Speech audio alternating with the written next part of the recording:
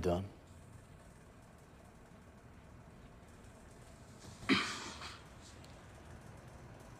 I know how much you love Tara, and I see how deeply she loves you.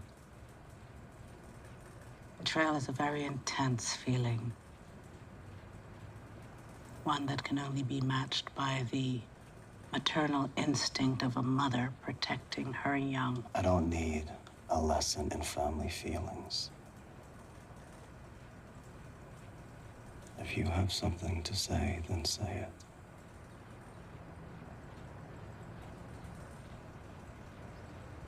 Whatever decisions happen here today, the outcome lands on you. Are you willing to let your family pay the price for your mistakes?